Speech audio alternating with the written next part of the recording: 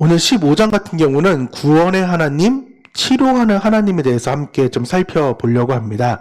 14장에는 홍해에서 이스라엘이 애국 군대로부터 구원받은 표적이라면은 오늘 15장은 동일한 사건을 노래로 표현하고 있는 거예요. 그래서 여호와 하나님을 찬양하며 여호와는 이스라엘 대적으로부터 영광스러운 승리를 이루셨다라는 것을 볼 수가 있는 거죠.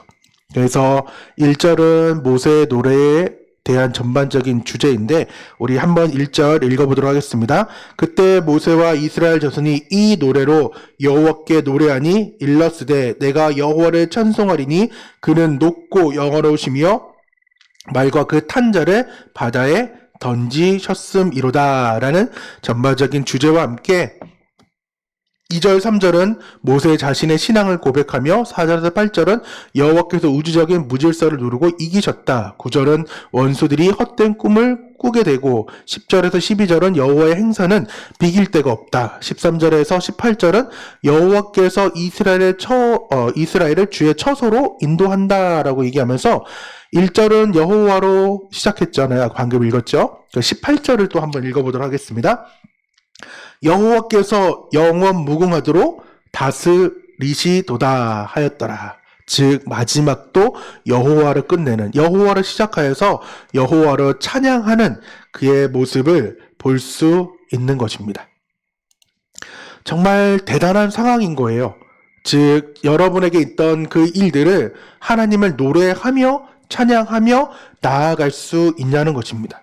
그래서 우리에게도 오늘 모세의 노래처럼 또한 소고치고 춤추며 나아갔던 여인들처럼 미리암처럼 우리는 하나님의 그 구원의 역사를 찬양하며 나아가야 돼요. 즉 우리의 삶은 원망하고 불평할 수 없는 삶이라는 거예요. 왜? 하나님께서 구원해 준 그 은혜만으로도 감사하며 살아갈 줄 알아야 되는 것이 우리의 삶이지만은 그렇게 되지 못하는 것이 또한 저와 여러분의 삶이라는 거죠. 오늘 모세는 출애굽의 전체의 신학을 지금 요약하고 있습니다. 그것이 무슨 말이냐면은 여호와께서 바다에서 바로와 그의 백성 즉 애굽 사람들을 누르고 승리했다는 것을 말하는 동시에 여러 가지 주제들이 복합하게 엮여져 있지만은 전체적으로 강조하는 점은 하나님을 찬미하는 것, 여호와 하나님은 그 백성을 즉 주의 자녀들을 구원하시고 보호하시며 세워가는 분이라는 것을 여기서 15장을 통해서 우리는 모세의 찬양을 통하여서 모세의 노래를 통하여서 우리는 알아야 됩니다. 그리고 모세는 다른 어떤 것도 비교할 수 없는 여호와 하나님만을 찬양하고 있다는 거예요.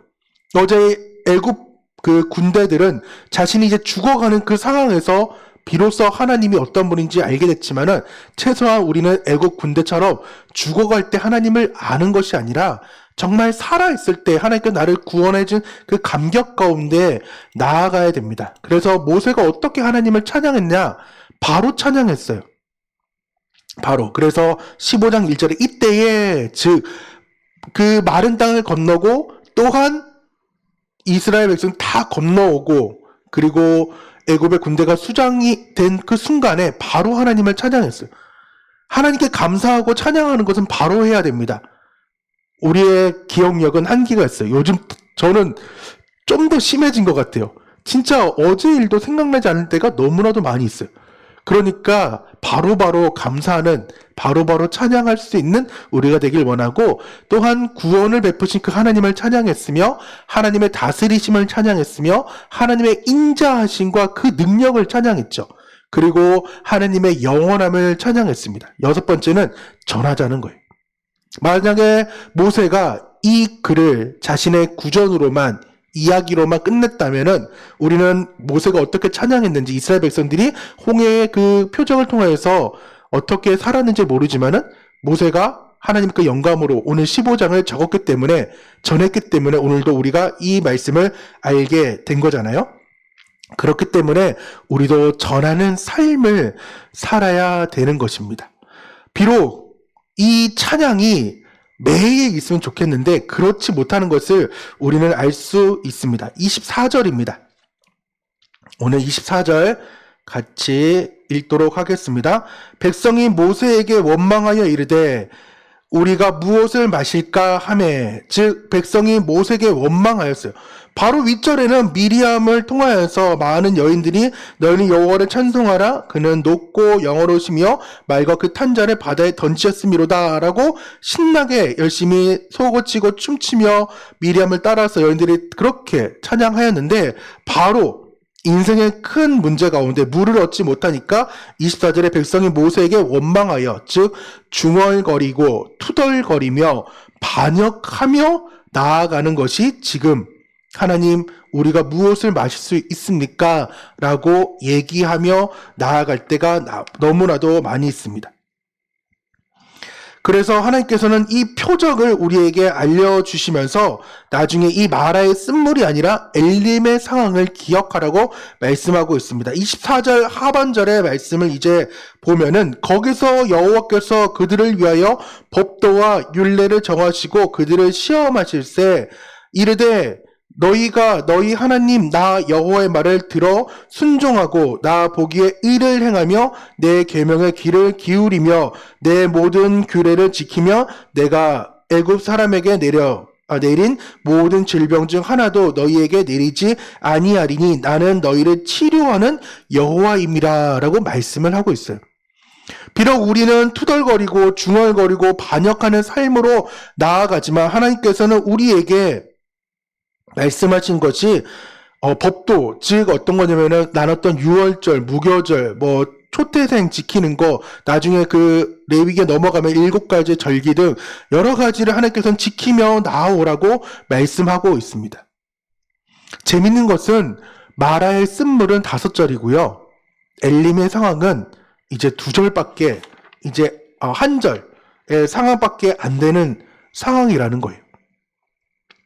많은 상황 가운데에 보면은 원망하고 불평하고 투덜거리고 중얼거리고 반역하는 삶이 너무나도 많이 있지만은 그 이후에 찾아오는 엘림의 상황은 정말 오아시스처럼 잠깐만 있다가 넘어가고 그것을 기억하지 못하는 거예요.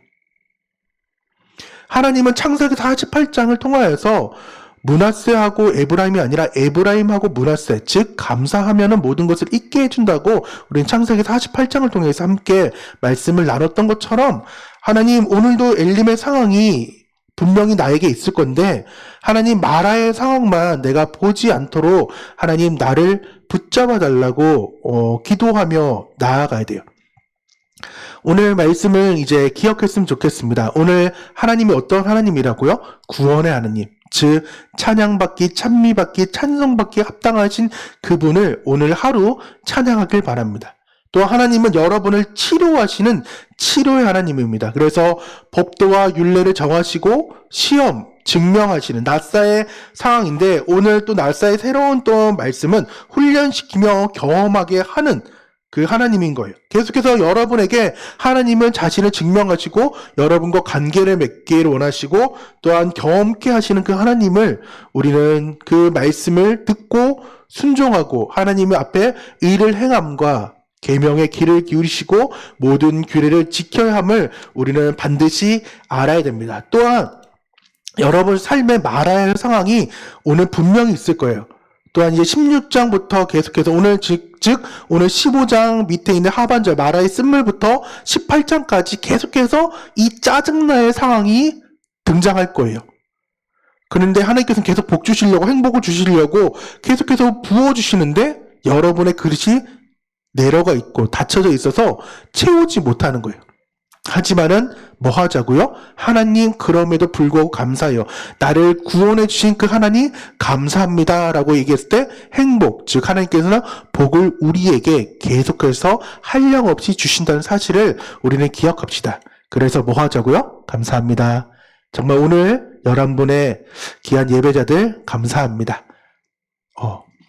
우리가 함께 이렇게 예배할 수 있는 것이 감사며 또한 영상으로 이렇게 함께 끝까지 참석하신 분도 감사하며 계속해서 오늘 하루의 삶을 주변의 사람들을 보며 불쾌지수 높은 하루지만은 감사하며 계속해서 오늘의 감사합니다 라는 말을 저와 여러분이 달고 살았으면 좋겠습니다.